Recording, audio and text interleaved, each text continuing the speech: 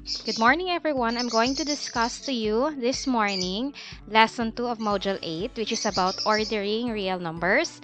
So first, we have to recall the real number system.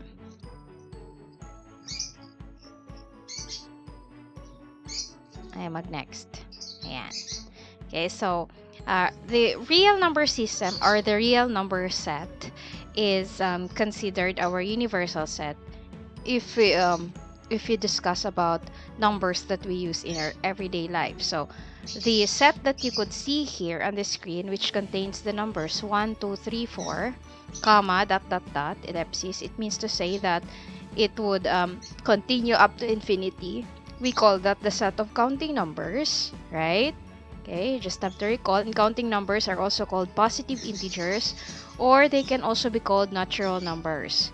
We use the symbol capital N, capital letter N, okay, for the set of counting numbers. And then, if we add 0 to our set of counting numbers, that would form another set. Okay, that set would now be called the whole numbers. So take note, the set of counting numbers won't include 0. Okay? So, yung 0, kapag ilalagay natin siya sa set of counting numbers, the set would be named differently. It would now be called the set of whole numbers. Okay? So, and then we also have our negative numbers. So, we call them our negative integers also. So, all of this, they belong to the set of integers. Okay? So, recall natin yung mga non-integers. If we have integers, we also have non-integers. So, non-integers natin, okay, sila yung mga hindi integers. So, hindi sila whole numbers, hindi sila counting numbers, hindi sila opposite ng mga positive integers. Ayan. So, you could see they are decimal numbers or fractions. Okay? Kapag decimal, it should be, if it's repeating, it would be non-terminating. Yan, 0.33, may bar sa taas. Ibig sabihin, tuloy-tuloy lang yan. 0.33, 33, walang katapusan. 0.25, ayan, it is terminating. So, may end siya, may dulo.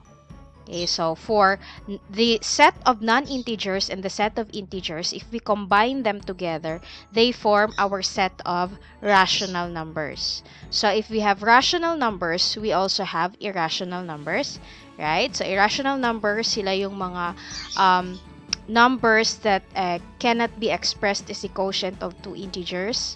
Okay, so like ito, pi, 0.123, dot dot dot, and then square root of 5.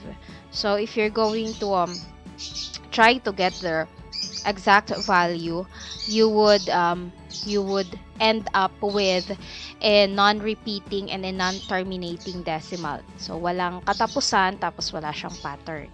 Okay? So yung dalawang major subsets na yon, if you combine them, they make up the set of real numbers. Okay, so yung set of real numbers natin, titingnan natin as our universal set. If you're going to open that universal set, you would be able to find two major subsets, which would be the rational numbers and the irrational numbers.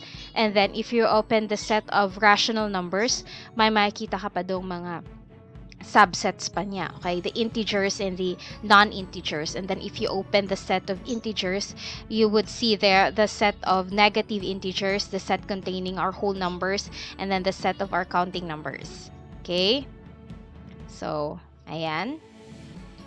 We can have this, we call this a graphic organizer. So, ito yung mga na-mention ko kanina. Ayan. So, universal set natin would be the set of real numbers, and then may two major subsets siya, the rational and irrational. And then for the rational set, it contains subsets, see set of integers and set of non-integers. Then inside the set of integers, meron pa siyang mga subsets pa.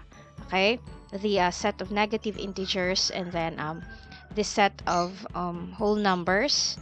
And then sa loob ng set of whole numbers, you would have the set of counting numbers. Okay, so in other illustrations, okay, etong part na to, okay, in other illustrations, this part here would be your whole numbers, right? Whole number siya eh. Ayan. And then, sa ilalim ng whole numbers, so ito, iakyat na lang. Tanggalin na yan si zero and natural numbers. Okay, sa loob ng whole numbers, you would have your counting numbers. Okay, so it could look like that. Okay, let's try this. So, dahil sa part na tayo ng ordering real numbers, it's very important that you would know how to compare two real numbers. So, in comparing, kailangan malaman mo kung which is greater. Okay, which has a greater value. So, example, if you're going to compare the numbers 5 and 6, okay, which is greater, 5 or 6? So, you would say 6 is greater than 5. Okay, like that. So, we compare using greater than. Ito, greater than yan. Sa mga nakalimot. Okay, this is the symbol for greater than. This is the symbol for less than. If you're going to read it from left to right. Okay, pero kung right to left ang basa mo, mag-flip yan. Okay, so this is the equal sign, or you say equal to. Okay, so 100 and 80. So 100 is greater than 80. So use the greater than sign. Okay. So makikita nyo sa number line, actually, if a number is farther to the right, okay, farther to the right, ito yung right nyo, diba? It would always be greater than numbers that are on its left. Okay? Nasa left. So, numbers on the right of the number line would always be greater than the numbers on its left. Okay? Sa number line. So, we have negative 36. So, saan ba si negative 36? You have negative 7 here. So, negative 36 nandun pa. Okay? Negative 7, negative 8, negative 9, negative 10. So, it is farther to the left side. Then, your 0 is just here. Ito yung 0 mo. So, ibig sabihin, negative 36 is less than 0. Okay, you have your negative 20. So, dito din banda si negative 20. Nasa unahan pa siya ni negative 7, right? And then, ito lang si negative 3. So, negative 3 is nasa right siya. Okay? Si negative 20 nasa left. So, ibig sabihin, negative 20 would be less than negative 3. Okay? So, negative 16. Dito lang yan banda si negative 16. And then, negative 1, ito. So, negative 16 is still less than negative 1, right? And then, negative 168 compared to negative 200. So, as you go farther, ito kung dito si negative 200, nandito lang banda si negative 168. Okay? So, we would have negative 168. Nasa right side siya. So, that would be greater than. Okay? So, here are the answers. Ayan. Just to prove na tamang ginagawa natin. Ayan. Okay? So, the best way to compare real numbers is by visualizing it on the number line. Kaya may nakita kayong number line doon kanina. Okay? So, numbers that are at the right side, okay, if dalawang numbers na compare mo, yung mga nasa rightmost side, sila yung greatest, okay? Tapos yung nasa leftmost side, papunta sa left, sila yung least. Okay? So, in a number line, as the number goes farther to the left, this is what I mentioned a while ago, the value becomes lower. As the number goes farther to the right, the value becomes higher. So, using the number line, we were able to form the following concept that positive numbers, okay, positive numbers are always greater than 0 and all negative numbers. Always yan. Okay? Positive numbers are always. Okay? Lagi silang mas mataas sa 0 and all negative numbers. Negative numbers are always less than 0. Okay? And all positive numbers. So, lagi silang mas mababa kay 0 and all positive numbers. 0 is greater than all negative numbers, but less than all positive numbers. The number on the right, ayan, ito yung mention ko, would always be bigger than the number on its left. Okay, so, we are going to compare again. So we have 35 and negative 45.3. So I mentioned dun sa kanina na screen that all positive numbers would be always greater than 0 and the negative integers, right? So greater than ang ating sasagot dyan. Then 2.7 and then 2 and 1/4. Babalikan natin yan. Number 3, negative 1/2 tapos negative 0.25. Babalikan din natin. We have square root of 16 in 4. Then we have 2 pi and 7.28. Okay, now, how are you going to compare if the two numbers are written or expressed in different forms? So, paano ka mag-compare ng decimal? Compare mo sa fraction. How are you going to know which is greater? Okay, or which is less than? Diba? So, kailangan i-express mo muna sila into same forms. So, pwedeng si 2.7 express mo as a fraction. Ito sa number 2. Or si 2 and 1/4 express mo as a decimal. Okay? Okay, so we are going to choose changing this mixed number. Change natin to into a decimal. So 2 and 1/4, change natin into improper fraction, right? 4 times 2 is 8 plus 1, diba? So times and then mag-plus ka. So 8 plus 1 is 9, so that's 9 over 4. Then you can divide 9 by 4, that would be, yan, makikita nyo na dyan. That's 2.200, so that's 5. You get 2.25. Okay, so this would be equal to 2.25. So now you can compare. Ano yung mas mataas, si 2.7 or 2.25? So we say that 2.7 is greater than 2.25, right? Now, number 3, they are both negative, pero we have a fraction here, 1/2. But we know that 1/2 is equivalent to 0.5. But since it's negative, lalagyan na natin ng negative. So now, it's expressed as a decimal. So, pwede na natin siyang i-compare. So, which is greater or which is less than? So, negative 0.5, diba? The higher the absolute value of a number, ayan, tapos negative yung original sign niya, nasa ano siya, nasa bandang left side yan, diba? Kasi if this is your 0, okay, and this is your 1, negative 1, okay, ang gitna nito, that would be negative 1/2, right? And then, ang gitna ni negative 1/2 and 0 is negative 1/4. Now, ito si negative 1/2, that's just equal to negative 0.5. And negative 1/4 is equal to negative 0.25. So, we say that since negative 0.25 is at the right of negative 0.5, so ito ay greater than. Okay? Greater than, therefore, we would say negative 0.5 or negative 1/2 would be less than negative 2.25. Okay? So, dito sa number 4, we know that 16 is a perfect square number. So, if we're just going to get its principal root, so, square root of 16 is 4 because 4 times 4 is 16, right? So, principal root na consider natin, then you would write the equal sign. Okay? And then 2 pi, we know that the value of that pi is an irrational number. So, ang ginagamit nating value niya, okay, we just round it off at 3.14, right? So, you could just multiply 3.14 times 2, okay? Or, when you say times 2, dinoble mo lang siya. So, i-add lang sarili niya, right? That's another way of doing it. You get 6.28. So, 6.28 is less than 7.28. Let's try to check kung tama yung ginawa natin. Okay. Ayan. Diba?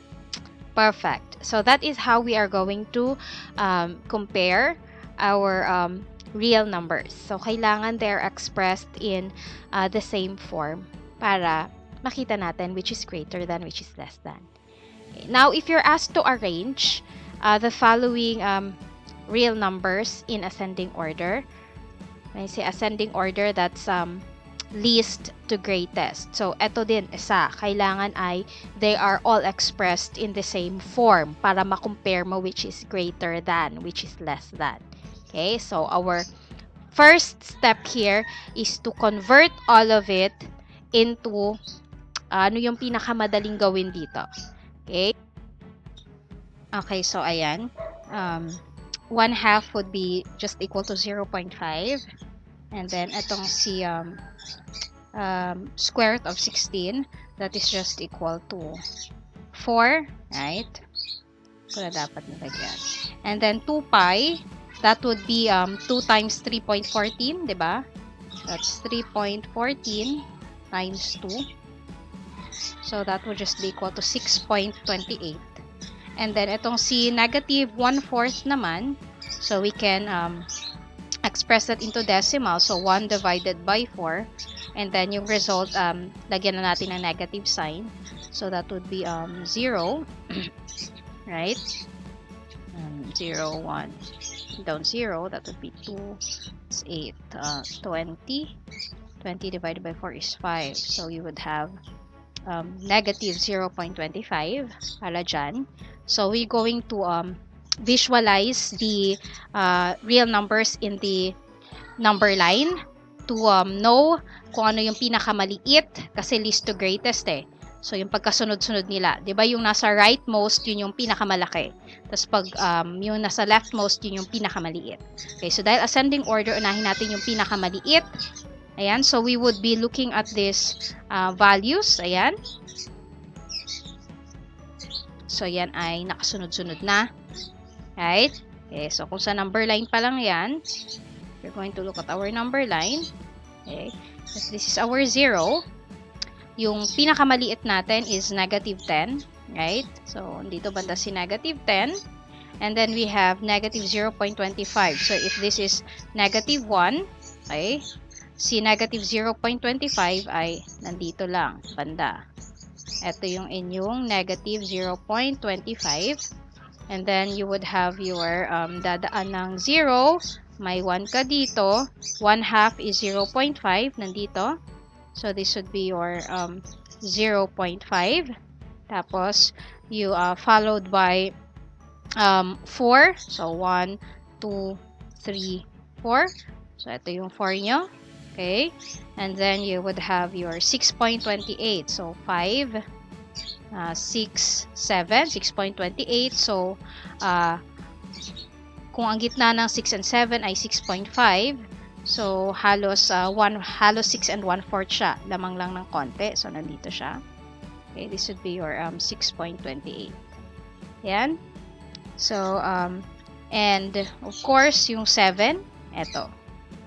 So, sunod-sunurin nyo lang. So, that would be 10. Tama. And then, negative 1/4. And then, 0.5 or 1/2. And then, square root of 16. And then, your 2 pi. Okay? So, that's how you arrange in ascending order. Kung descending order naman, pabaliktad lang yan. So, mauna si 7. Kasi 7 ang dulo sa ascending order, pinakamalaki. So, kung descending, baliktarin nyo lang yung arrangement. So, 7, tapos 2 pi, tapos square root of 16, tapos 1/2, tapos negative 1/4, tapos negative 10. Okay? So, ganyan lang siya. Another is if you're asked to arrange this in descending order. We have another example here. So, kailangan natin sila express lahat in decimals para makikita natin, may visualize natin sila sa number line. Okay, so yung square root of 5, that would be 2.2. So, isipin nyo lang yung perfect square numbers before and after 5. So, you have 2 times 2 is 4. So, square root of 4 is a perfect square number. So, this is equal to 2. And then, 3 times 3 is 9. So, square root of 9 is equal to 3. Okay? Pero si 5 is very close to 4. Okay? It's very close to 4. So, therefore, if square root of 4 is 2, si 5 ay malapit sa 2. Kaya yan ang ating approximation. It's 2.2. Or you can use our formula in how to approximate the square root of non-perfect square numbers. And then for 1/3, you would simply have to divide 1 by 3. So that would give you 0.333. Walang katapusan. So pwede ko maglagay ng bar dyan sa taas. Okay, and then yung negative 4 over 5, divide mo lang si 4 by 5, and then do not forget the negative sign. That would give you negative 0.8. So, paano yan pagka manual na division? That's 4 divided by 5. And then, dun sa sagot na makuha nyo, don't forget to write a negative sign. So, you would have 0 for that, right? So, 4. Okay, borrow ka ng 0, bring down 0. 4t divided by 8, that's 8. That's why you have negative 0.8. And then si 1 and 1/5, you change this into mixed, into improper fraction. So 5 times 1 is 5 plus 1. So this would be 6 over 5. And then divide mo lang 6 divided by 5. So that would be 6 minus 5, that's 1. So that would be 1.2. Okay? And then, atin siyang ilalagay sa number line. Okay, lagay natin siya sa number line. Makita natin yung pagkasunod-sunod niya. Kung 0 yung ating gitna, example. Okay, ano yung pinakamababa natin? Okay, we have parallel descending order. So, mamaya, pag na-set up natin sa number line, yung nandito sa rightmost part yung una nating isulat. So, for this example, so, ang titingnan natin ngayon is si negative 4.